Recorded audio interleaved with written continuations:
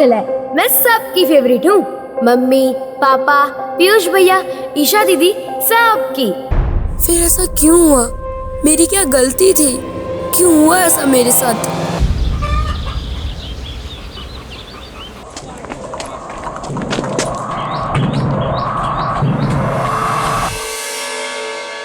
अरे आपने कुछ लीजिए ना। हाँ जी, मिठाई दो बेटा। ठीक है। हाँ, ये ईशा हमारी बिटिया और ये हमारी धर्मपत्नी उमा। चाय लीजिए।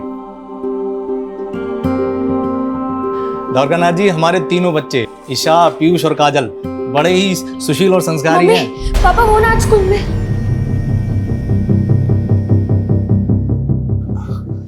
ये हमारी बेटी है काजल। काजल, सबको नमस्ते करो। हाय। अरे काजल, तेरे कपड़ों को क्या हुआ? वो हम स्कूल में खेलते वक्त गिर गए थे। जाओ कपड़े बदल के आओ। वो कहा है ना कि काजल हम तीनों में सबसे छोटी है, इसलिए सबसे ज्यादा नटखट है। वो कहते हैं ना, छोटे पैकेट में बड़ा धमाका। मम्मी, समोसा बहुत गर्म है। हमेशा गड़बड़ करती है लड़की। देखना आज फिर ताऊजी से डांट खाएगी। डांट तो खा ली, अब हमें समोसा खाने दीजिए बड़ी मम्मी। छोड़ रख, ये ले जा। अरे रहने दीजिए वृंदा मामी, हम ले जाते हैं, ये तोड़ फोड़ देगी। हम भी आपके साथ चलते हैं। चल। ईशा, वैसे पसंद क्या है आपकी? मूवीज देखना, खाना बनाना, यही सब। खाना बनाना? अच्छा, हमें तो आज तक कुछ बना कर नहीं दिया। और हमको भी कहाँ खिलाया? तुम दोनों क्या कर रहे हो यहाँ पे? ये लो जूस। अरे होने वाले जीजा जी से मिलने आए है ना पीयूष भैया? और नहीं तो क्या। दिवेश जीजू, हम तीनों भाई बहन है ना, हर जगह साथ जाते हैं, तो अगर आप ईशा दीदी को लेकर गए तो हमको भी साथ लेकर जाना पड़ेगा। और हमको भी। अरे बाप रे, अब एक काम करते हैं, तुम तीनों को कहीं जाने की जरूरत नहीं है। शादी के बाद हम ही यहाँ रहने आ जाते हैं। तो बड़ा मजा आएगा, क्यों ईशा दीदी?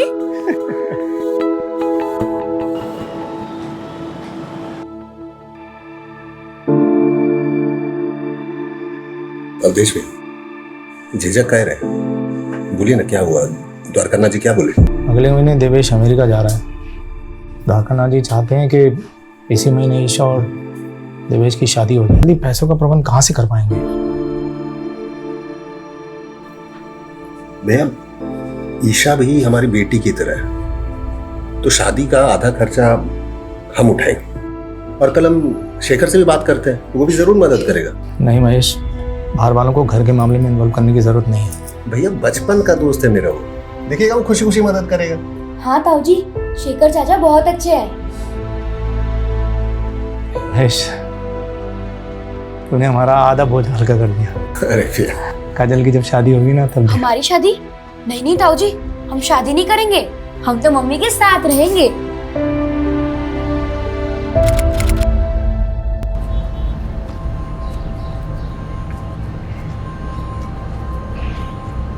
ए काजल,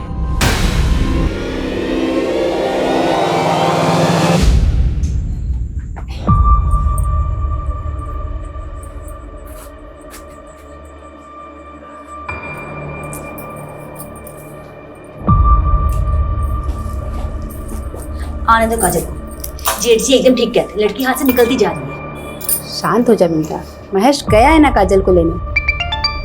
आ गया फोन। हेलो, मिल गए ना काजल? फोन देना उसे। वृंदा, काजल भारती के घर आई ही नहीं। क्या? तो कहीं कहाँ वो? महेश, मिली क्या? नहीं। देख तू चिंता मत कर, किसी ने कुछ कह दिया होगा, यहाँ वहाँ मुंह फुला के बैठी होगी, मिल जाएगी। चल वहां ढूंढते हैं।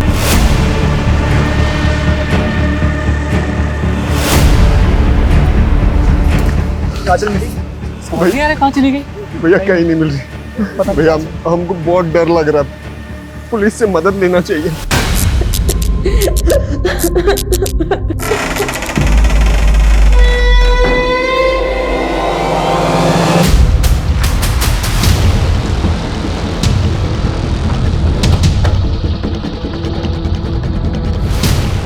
आपने आखिरी बार काजल को यहीं देखा था? जी हाँ। अरे पापा, रास्ता भूल गए क्या? हमारा घर तो उस तरफ है। बेटा भूला नहीं, बस है ना मैं काम पूरा करके आ रहे हैं। तो हम भी आपके साथ चलते हैं और आते वक्त हम चॉकलेट ले लेंगे। बेटा तो चॉकलेट तो शंभू चाचा से ले ले, हम बस काम खत्म करके आ गए। काजल की तस्वीर सभी पुलिस स्टेशन में सर्कुलेट करो। सर, आसपास की सभी दुकानें बंद हैं। अब तो सुबह जब दुकानें खुलेंगी सभी को इन्फॉर्मेशन मिलेगी। मैं शर्मा, छोटी बच्ची का मामला सुबह तक का इंतजार नहीं कर सकती।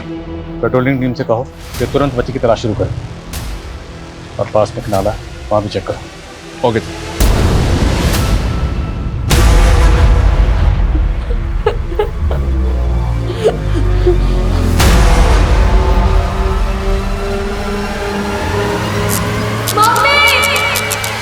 कहाँ जा रही है बिंदा? कहाँ जा रहे हैं? काजल नहीं बेटा, कहाँ जा? मुझे जाना पड़ेगा उसमें। आ जाएगी काजल बेटा, तू शांति रखना। भाभी अभी तक नहीं आई है, पता नहीं कहाँ होगी हमारी बच्ची। कुछ नहीं होगा उससे, आ जाएगी वो। नहीं आई ना भाभी अभी तक। आ जाएगी ना काजल, तू शांति रखना। किस साल में होगी, कहाँ होगी भाभी? हमको हमारी काजल चाहिए। आ जाएगी बेटा।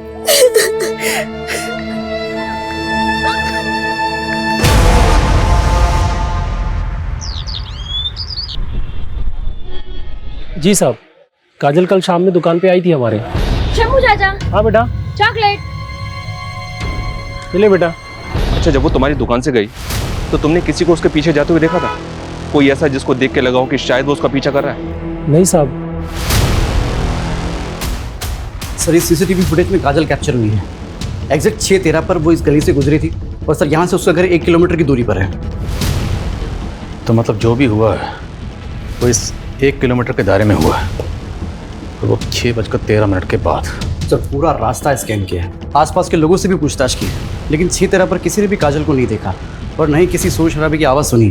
तो क्या ये किसी जान पहचान वाले का काम जो काजल को बहला फुसला कर अपने साथ ले गया?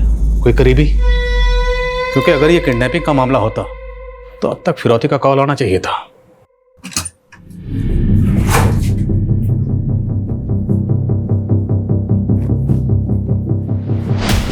वृंदा, पापा नहीं मिल रही। नहीं मिली। वृंदा मिली? नहीं। अम्मा पूरा घर छान लिए, पड़ोसी में पूछ लिया, चाची नहीं मिल रही। भगवान, कहाँ गई होगी? भाभी, आप और ईशा यही रहिए, हम लोग बाहर जाकर देखते हैं।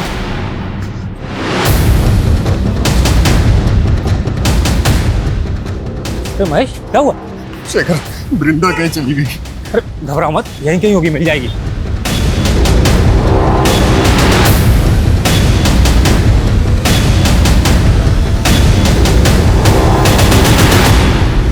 वृंदा मामी मामी, आप यहाँ क्या कर रही हैं? आ जाएगी काजल।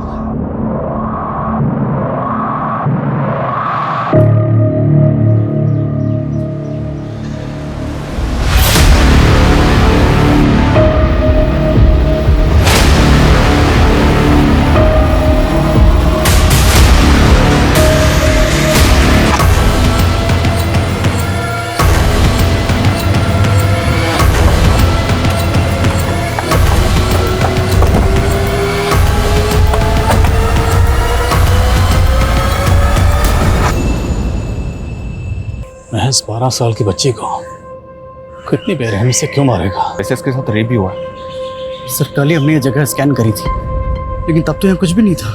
हो सकता है कोई देर रात को लाश को ठिकाने लगाने आया हो। वैशी पने के हाथ देखा, सिर्फ मारा नहीं किया, मारने के बाद आंखें भी निकाली गई। बड़े को पोस्टमार्टम के लिए भेजो और पूरा एरिया सील करो। Right sir.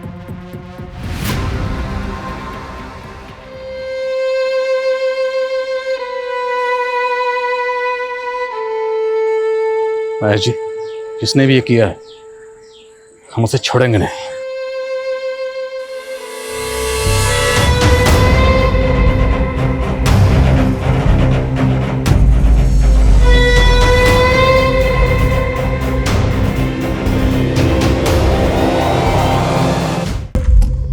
सर, काजल की पीएम रिपोर्ट। उसकी मौत गला घोटने से हुई है सर। और रेप तो नहीं हुआ सर, लेकिन टॉर्चर काफी किया गया उसे।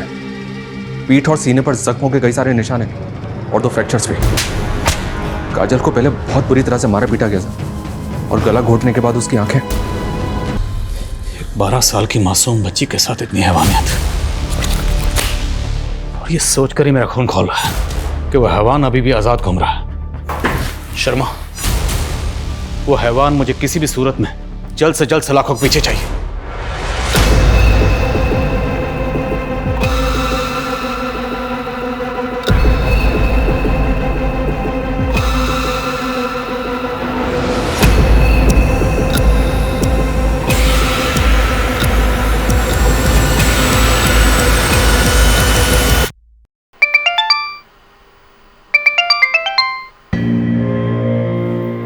कौन बार बार फोन कर रहा है? देवेश के पिताजी हैं, शायद शादी की तारीख फिक्स करने के लिए फ़ोन कर रहे होंगे। शाम को बात करते हैं उनसे, बोल देंगे कि 6 महीने के लिए शादी टाल दें।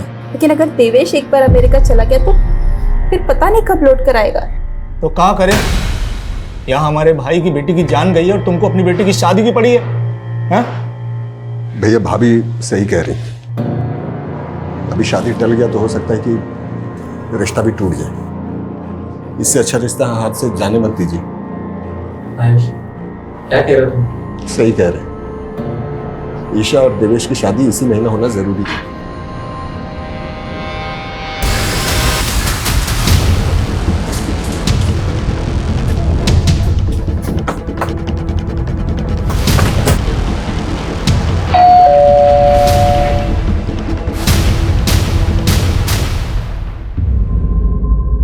सब ऐसा हमने क्या बिगाड़ा था किसी का, जो हमारे कलेजे के टुकड़े के साथ ऐसा करती।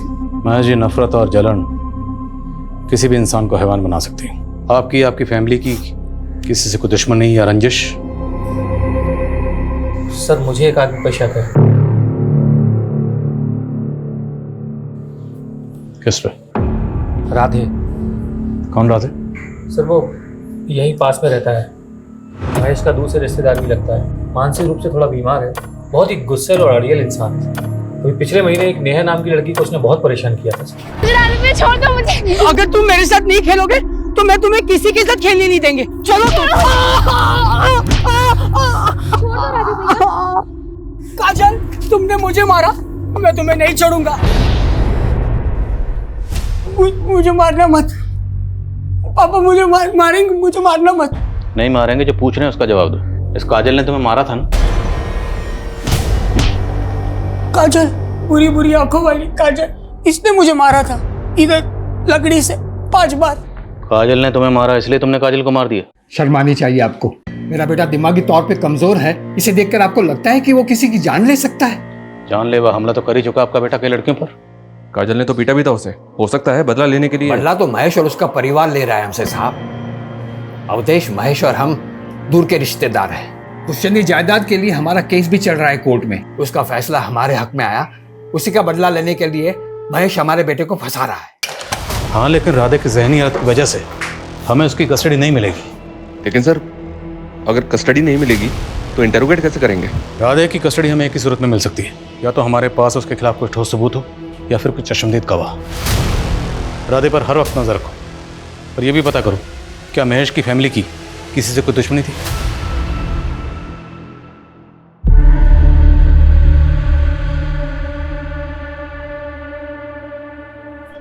उठे, उठ। अरे कौन आवाज कर रहा है? उठ, उठ, उठ, उठ। राजा, चल,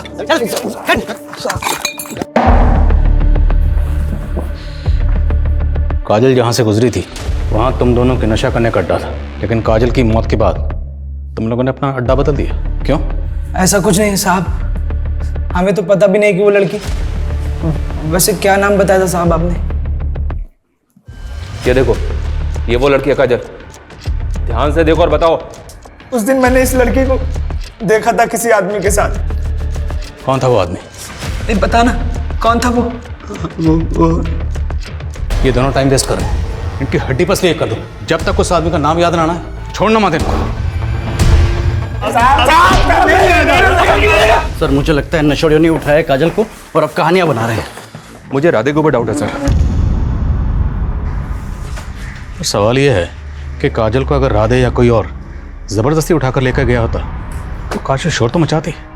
ऐसा कुछ हुआ ही नहीं। क्यों?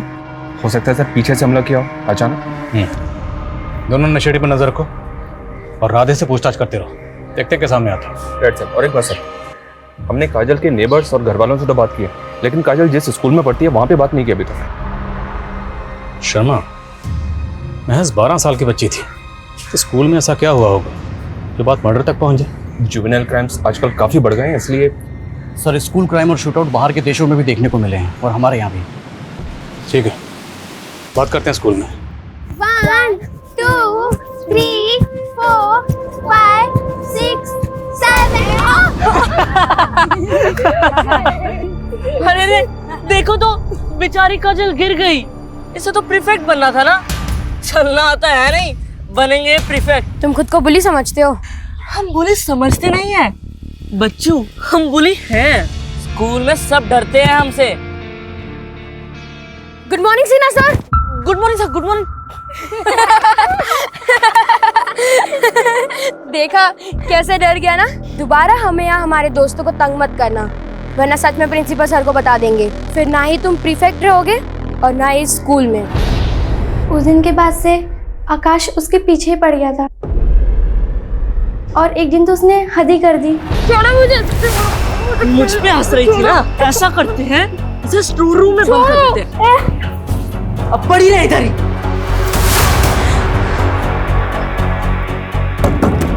भारती, प्रिया कोई है, मुझे यहाँ से निकालो। फिर हमने आकाश को 10 दिन के लिए स्कूल से सस्पेंड कर दिया और उसे प्रीफेक्ट की पोजीशन से हटा दिया और उसकी जगह हमने काजल को प्रीफेक्ट बना दिया। मानते हैं सर, हम काजल को बहुत परेशान करते थे, लेकिन हम उसको कुछ नहीं किए। काजल की वजह से आपको 10 दिन के लिए स्कूल से सस्पेंड कर दिया गया। आपको प्रीफेक्ट से हटाकर काजल को प्रीफेक्ट बना दिया गया। बुरा तो लगा होगा ना बेटा आपको? ये कैसा सवाल है सर? ऐसे सवाल पूछ के हमारे बेटे को टॉर्चर मत कीजिए ना सर। हेलो, अरे बोला ना आपको, लोडिंग हमारे सामने होगी, एक छोटा सा काम निपटा के आ रहे हैं ना हम। हाँ सर, हमारा बेटा ऐसा वैसा लड़का नहीं है, टॉपर है क्लास का। अगर आप बोला ना आपको, पहुंच रहे हैं। क्या कह रहा था मैं, आप हमारे बेटे को परेशान मत कीजिए।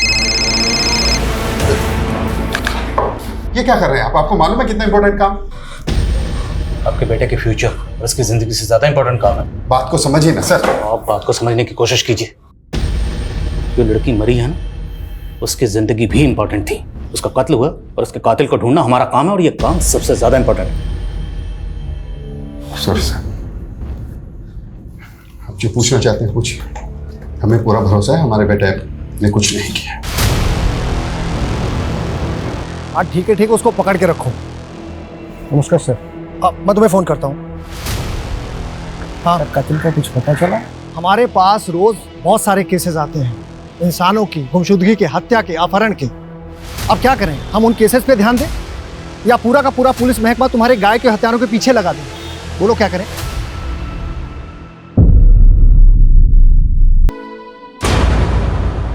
काफ़ी अजीब है सर। काजल की हत्या को अभी कुछ ही दिन हुए और उस घर में शादी भी हो रही है। इतनी जल्दबाजी आखिर किस लिए?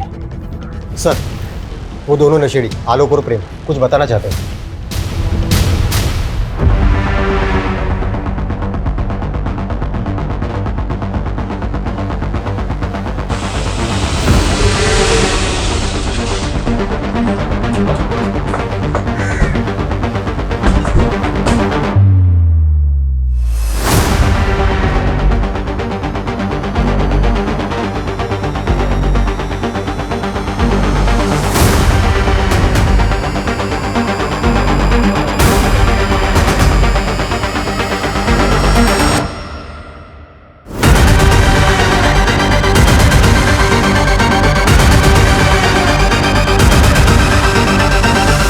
चलें शेखर?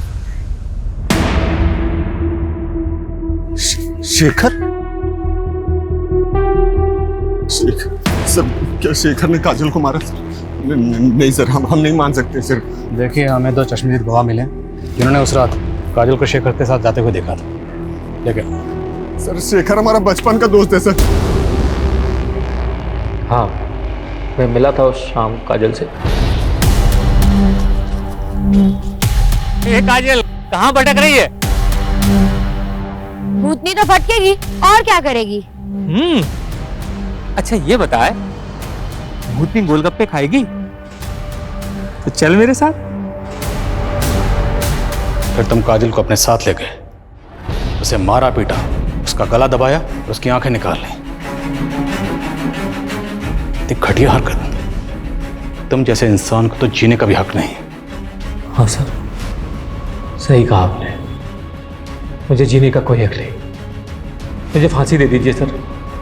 ये ड्रामा बंद कर, ये बोल कि काजल को क्यों मारा, कहाँ मारा और कैसे मारा, वरना मार मार के उगलवाएंगे।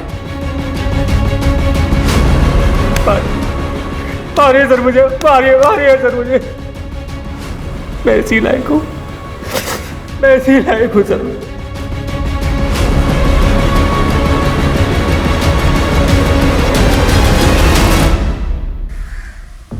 पहली बार ऐसा महसूस हो रहा है जैसे इस केस को क्लोजर नहीं मिला। चश्मदीद गवाह है, कातिल ने अपना जुर्म कबूल कर लिया, भी ऐसा लगता है जैसे केस सॉल्व नहीं हुआ। क्यों सर? पहली बात तो यह है कि शेखर ने काजल को अगर मारा है तो मोटिव क्या था उसने नहीं बताया। उसने काजल को कहाँ मारा नहीं बताया, काजल को कहाँ छुपा के रखा था नहीं बताया, यहाँ तक कि काजल को पेट पर कब लटकाया उसने कुछ नहीं बताया। तो आपको लग रहा है सर शेखर हमसे झूठ बोल रहा है? लेकिन सोचने वाली बात तो ये भी है सर कि कोई खून का इल्जाम अपने सर पे क्यों लेगा? यही सवाल तो ध्यान में घूम रहा है, पर मेरी गट फीलिंग कहती है शेखर खूनी नहीं। राधे के कोई अपडेट? नहीं सर, उसके घर के आसपास लोग लगाए हैं, लेकिन उस दिन के बाद वो घर से ही बाहर नहीं निकला। शायद बाप ने रुक रखा हो। आकाश और उसके फादर विवेक, उनकी बैकग्राउंड भी खंगालो। हो सकता है टॉपर बेटे के सस्पेंशन से बखला कर उसने ये कांड किया। सर आज ही अपने खबरों को काम पे लगाता हूँ। पता कर। सर एक बात दिमाग में आई है, ये भी तो हो सकता है सर कि ये शेखर किसी और को बचाने के लिए इल्जाम अपने सर पे ले रहा है। महेश उसका बचपन का दोस्त है। शेखर ऐसा क्यों करेगा? ये शेखर की फैमिली प्रयागराज में नहीं रहती ना? नहीं सर, 10वीं के बाद मुंबई शिफ्ट हो गया था, लेकिन 3 साल पहले अचानक वापस आ गया और अकेला ही रह रहा है। मुद्दा तो यही है कि शेखर आखिर किसी और के खून का इल्ज़ाम अपने सर क्यों ले रहा है। अब अगर हमें यह जानना है तो हमें शेखर की ज़िंदगी की किताब के पन्नों को पीछे की ओर पलटना होगा। आज ही मुंबई के लिए रवाना हो और पता करो शेखर का गुजरा हुआ कल। Okay sir.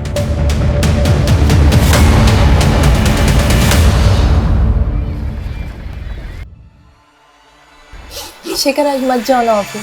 क्या करें, जाना तो हम भी नहीं चाहते, पर हम ना अपना सारा काम जल्दी से जल्दी निपटाना चाहते हैं ताकि अपने बच्चे और तुमको ज़्यादा से ज़्यादा समय दे सकें। चलो अपना ध्यान रखना।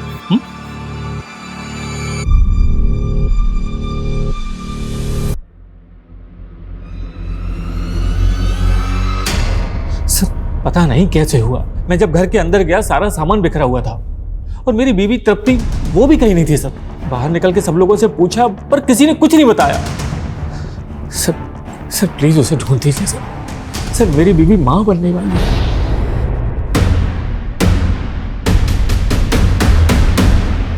क्या शेखर पर उसकी बीवी की मौत का चार्ज लगा था? जी सर, शेखर 1 साल तक जेल में था, डिप्रेशन में चला गया था। फिर जब कोई सबूत या गवाह नहीं मिला तो उसे छोड़ दिया गया। और दोनों मियाँ बीवी के बीच अनबन की वजह क्या थी? वो पता नहीं चला। उसकी बीवी तृप्ति मिली? No sir. उसकी डेड बॉडी? No sir. मैंने एसएचओ वागले से कहा है कि इस केस में कोई भी अपडेट मिलता है तो वो इन्फॉर्म करे। लेकिन एक बात समझ में नहीं आ रही, शेखर की बीवी तृप्ति गायब हुई 3 साल पहले, तो 3 साल पहले गुजरे उस हादसे का काजल के केस से क्या ताल्लुक हो सकता है? कहीं ऐसा तो नहीं कि शेखर ने अपनी बीवी का कत्ल किया था लेकिन सजा से बच गया, अब वही गिल्ट उससे काजल का कत्ल कबूल करवा रहा है? सर कम है सर।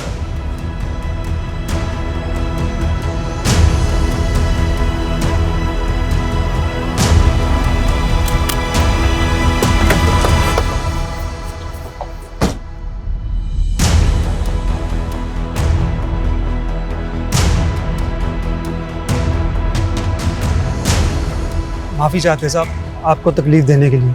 दरअसल हम नहीं चाहते कि ये बात फैले और हमारी बच्ची किसी मुसीबत में फंस जाए। बेफिक्र रहिए, कुछ नहीं होगा। बोलो भारती, क्या बताना चाहती हो? बोलो बेटा।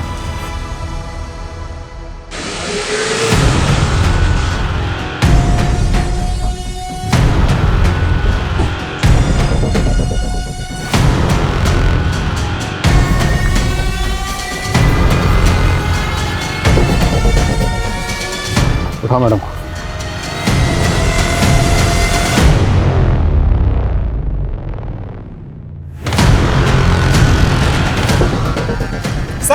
सर हमने क्या किया सर? सर हमने कुछ नहीं किया सर। ये क्या कर रहे हैं साहब? हमारे बच्चे हैं साहब। इन्होंने क्या किया?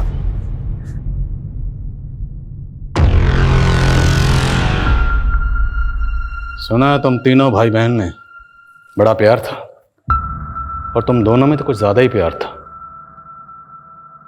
इश्क, एक नाजायज रिश्ता।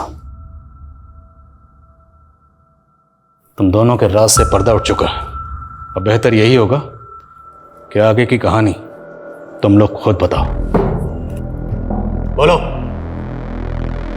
हाँ सर, ये सच है कि हम दोनों एक दूसरे से प्यार करते, बचपन से साथ में खेलते कूदते बड़े हुए, और हमें पता है कि समाज कभी भी रिश्ता मंजूर नहीं करेगा, मगर हमने कभी पीयूष को अपना भाई नहीं माना और नहीं मानेंगे। माँ बाबूजी तो बचपन में ही बस हादसे में गुजर गए थे। उसके बाद में महेश मामा और अद्वेश मामा ने ही मेरा पालन पोषण किया। ईशा की शादी हम किसी और से होते हुए नहीं देख सकते थे, और ना ही ईशा के साथ शादी हम सबके सामने कर सकते थे। इसीलिए हमने ये रिश्ता सबसे छिपाया था। पीयूष, 1 महीने में शादी हो रही है हमारी। मर जाएंगे लेकिन किसी और से शादी नहीं करेंगे। हम तेरी शादी के 1 दिन पहले यहाँ से भाग जाएंगे, मुंबई चले जाएंगे। फिक्र मत करना तू, मत कर तू फिक्र, मैं सब संभाल लूंगा। ईशा दीदी, पीयूष भैया। अगर काजल इसके बारे में पूरे परिवार को बता देती तो तुम दोनों के भागने का प्लान चौपट हो जाता। उस दिन तुम काजल को भारती के घर के बाहर मिले थे। झूठ तो बोलना मत, क्योंकि भारती हमें सब कुछ पहले ही बता चुकी है। हाँ, ये बात सच है सर। हम जानते हैं हमसे बहुत बड़ी गलती हो गई है। ईशा को भी समझ में आ गया है। हमने भागने का प्लान भी कैंसिल कर दिया है। सच्ची, सब कुछ वैसा ही चलेगा जैसा कि घर वाले चाहते हैं। तुम समझ रही हो ना हम क्या कह रहे हैं? तुम किसी को बताओगे तो नहीं? ठीक है भैया, हम किसी को नहीं बताएंगे, पर आप अपना वादा तो नहीं तोड़ोगे ना? नहीं, पक्का वाला प्रॉमिस। ठीक है।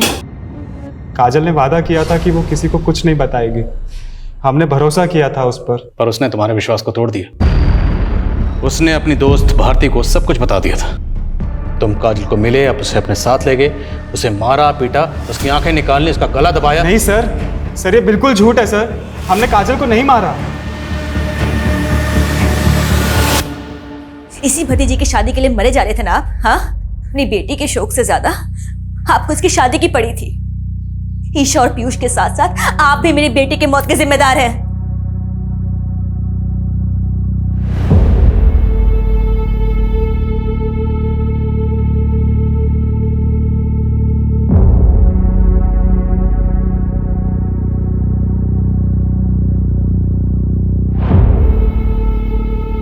महेश, ईशा और पीयूष जो कर रहे थे वो गलत था, सरासर गलत था, और हम ईशा को इस गलती के लिए कभी माफ नहीं कर सकते।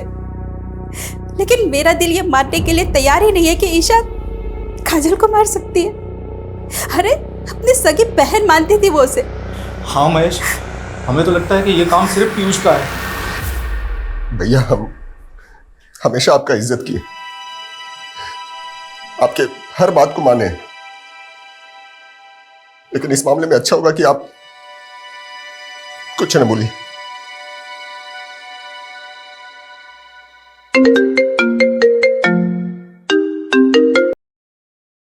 हाँ वागले, बोलो। क्या शेखर की बीवी तृप्ति जिंदा है? जी सर, ऐसे जो वागले ने ढूंढ निकाला। शर्मा, तुरंत मुंबई के लिए निकलो।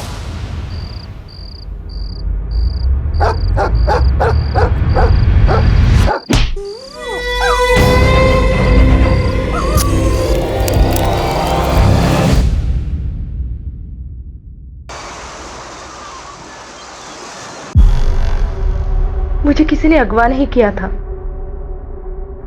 मैं राकेश से प्यार करती थी। शेखर की कंपनी में राकेश ड्राइवर था।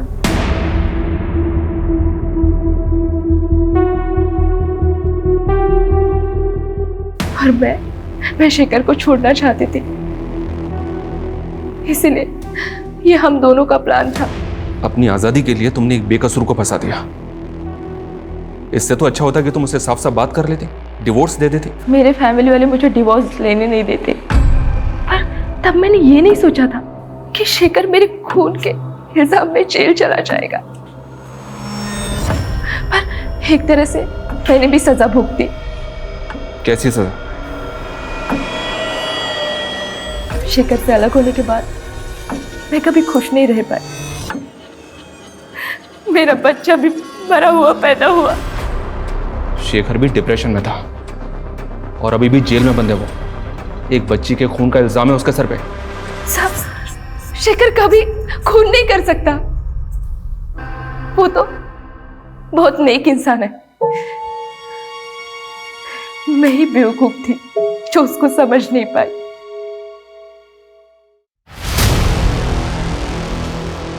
सर, शेखर की हिस्ट्री जानने के बाद तो तकरीबन यकीन से कह सकते हैं कि ये निर्दोष है। पीयूष और ईशा दोनों अपनी बात पर अड़े हुए, लेकिन दोनों काफी शातिर हैं। एक ही घर में रह रहे थे, अफेयर चल रहा था, लेकिन किसी को भनक तक नहीं लगने दी। लेकिन सर, पीयूष के खिलाफ हमारे पास कोई सबूत नहीं। पीयूष से मिलने के बाद काजल सीधे अपने घर गई थी, जहाँ उसके पिता और शेखर उसे मिले थे। यानी कि पीयूष से मिलने के बाद तो बिल्कुल ठीक थी। राधे की कोई अपडेट? नहीं सर, कोई सस्पिशियस मूवमेंट नहीं है। तो फिर आखिर इस केस की चाबी है कहाँ? एक काम करते हैं, शुरू से शुरू करते हैं। काजल सबसे पहले मिली थी पीयूष को भारती के घर के बाहर। उस वक्त बजे थे 5:15 सर। 5:15। फिर वहां से जब काजल अपने घर लौट रही थी तो वो अपने पिता महेश से मिली। टाइम 5:55। फिर वहां से वो शंभू की दुकान पे गई। उस वक्त बजे थे तकरीबन 6:15। 6:15 और 6:30 बजे उसे शेखर मिला और वहां पर आलोक और प्रेम भी मौजूद थे उस वक्त।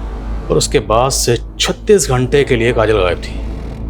और 36 घंटे बाद उसे सबसे पहले देखा उसकी माँ ने, जब उसकी लाश पेड़ पर लटकी हुई थी।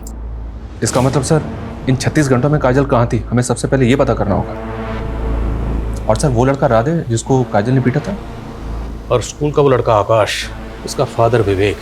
सस्पेक्ट बहुत है हमारे सामने, पर इन सस्पेक्ट्स में से कातिल कौन है? या कहीं ऐसा तो नहीं कि कातिल अभी तक हमारी रडार में आया ही ना हो?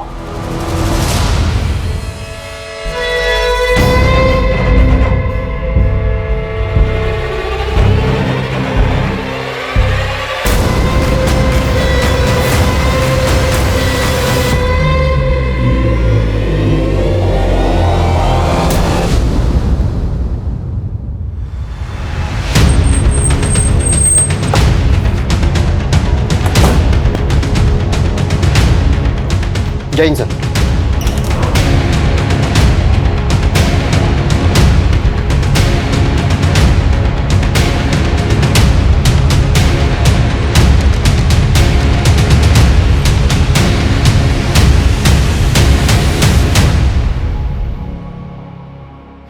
सर, अभी तक काजल से जुड़े लोगों पे शक कर रहे थे हम, लेकिन इस हत्या के बाद अब ऐसा लग रहा है कि ये काम किसी सीरियल किलर का हो सकता है।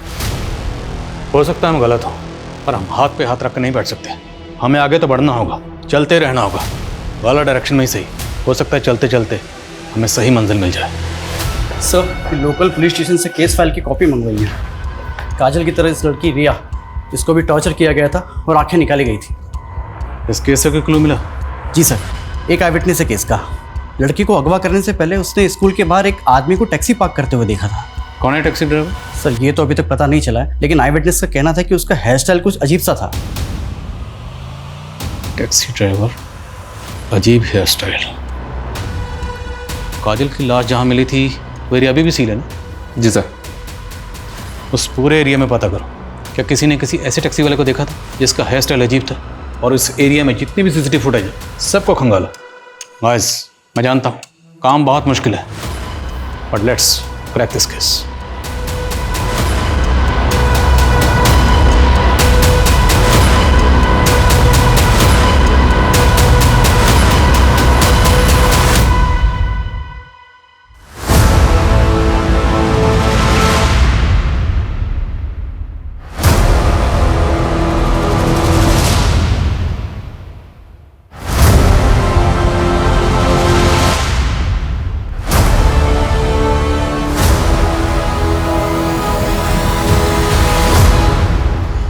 टायर मार्क्स की तरफ हमने कभी ध्यान ही नहीं दिया। सर ये एरिया कभी से सील है, ये सब पहले क्यों हो गया? एक्सपर्ट को बुलवाओ, पता लगवाओ कि टायर मार्क्स किस व्हीकल के हैं। अब इस केस में रोशनी अंधेरे में तीर चलाने से ही होगी।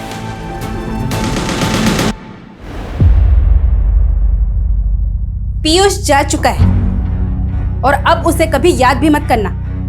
अरे शुक्र मना कि देवेश तुझसे अब भी शादी करने के लिए तैयार है। ईशा अब और कोई कांड मत करना। हम वादा करते हैं माँ, अब जैसा बोलेगा हम वैसे ही करेंगे। सर मैं प्रयागराज में हुए दूसरे सिमिलर केसेस ढूंढ रहा था तो ये केस मेरे सामने आया, अवनी दीक्षित का। काजल, रिया और अवनी तीनों केसेस में विक्टिम को पहले टॉर्चर किया गया, उसके बाद उनकी आंखें निकाली गई। और सर इन तीनों में से किसी का भी रेप नहीं हुआ।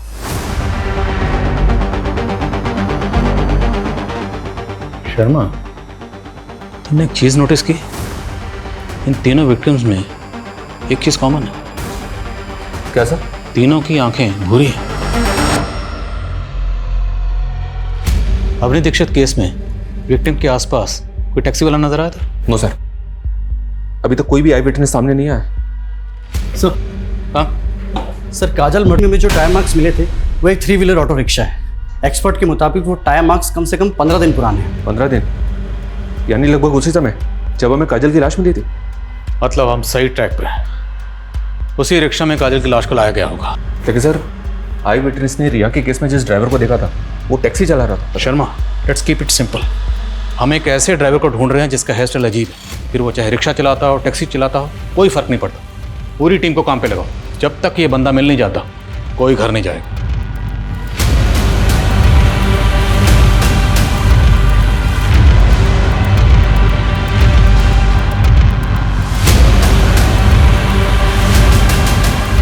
सर ये 2 ड्राइवर्स मिले हैं, दोनों की अपनी अपनी कहानियां हैं, अपने अपने अलीब हैं। 1 मिनट सर, ये आदमी, इसको तो देखा है मैंने सर। कौन है ये तो वही ड्राइवर है सर जिसके साथ शेखर की बीवी तृप्ति भागी थी। राकेश नाम है इसका। सर अभी कुछ देर पहले ही छोड़ा है मैंने, ज्यादा दूर नहीं गया होगा, उठा लेते हैं उसे। नहीं नहीं, रुको रुको रुको, जाने दो उसे, लेकिन नजर बनाए रखो। ये जो भी है अब इसे सबूत के साथ ही पकड़ेंगे।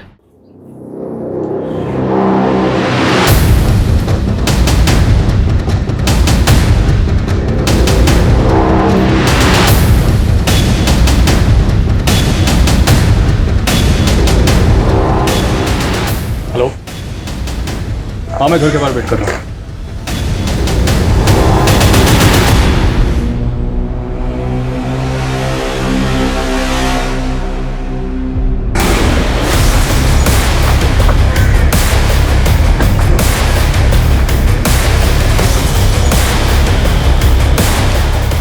आप लगाइए मेहंदी।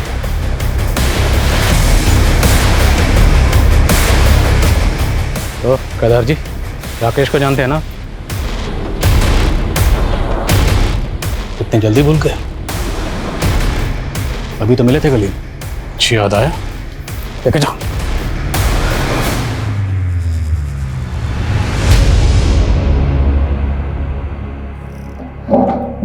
बोलिए केदार जी, सच का बोझ बहुत भारी होता है, उतार दीजिए। राधे हमारा बेटा, आप तो जानते ही हैं कि वो दिमागी तौर पे कमजोर है।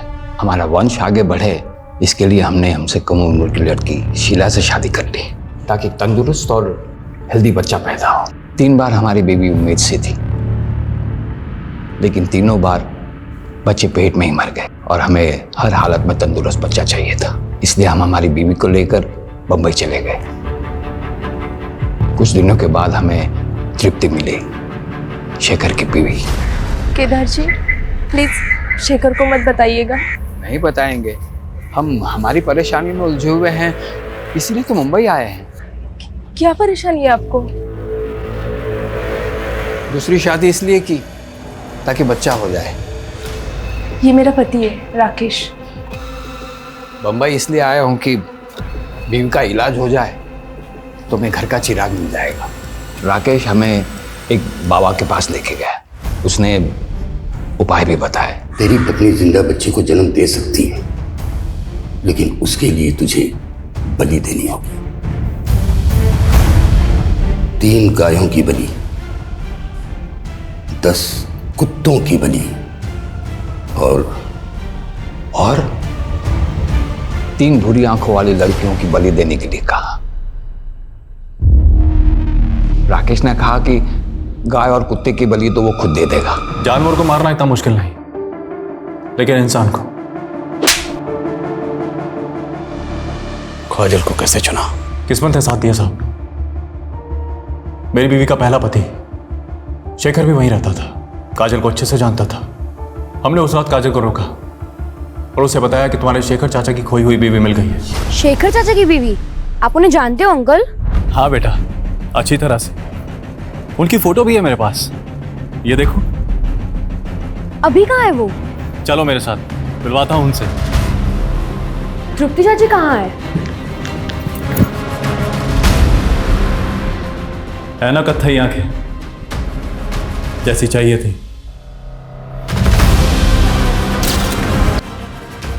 2 लड़कियां और उठाई इसने और उनको भी काजल की तरह ही मारकर पेड़ पर लटका दिया, ताकि लोगों को लगे कि ये किसी सीरियल किलर का काम है। उस ढोंगी बाबा को मुंबई में अरेस्ट कर लिया सर, और उसने सब कबूल भी कर लिया। सर कोई सोच भी नहीं सकता था केदार एक बच्चा पाने के लिए इतना घिनौना जुर्म करवाएगा। अंधविश्वास और लालच का मेल बड़ा खतरनाक होता है।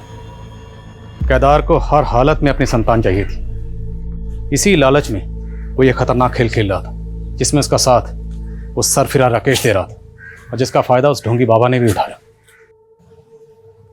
अफसोस सिर्फ इस बात का है, इस खेल में उन 3 मासूम बच्चियों ने बिना वजह अपनी जान गंवा दी।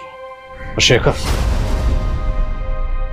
जो बेकसूर होने के बावजूद अपनी बीवी तृप्ति के केस में आरोपी बना, पूरी तरह से टूट चुका था। जब काजल के केस में सस्पेक्ट बना तो उसने खून का इल्जाम अपने सर पर ले लिया। तो अच्छा हुआ कि वक्त रहते हम असली कातिल तक पहुंच गए और एक बेकसूर को फिर से बलि पर चढ़ने से बचा लिया।